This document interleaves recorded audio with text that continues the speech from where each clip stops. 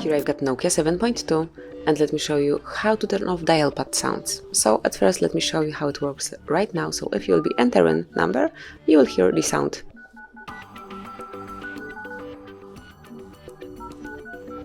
And if you would like to turn it off, you just have to open the settings, and I've got them here.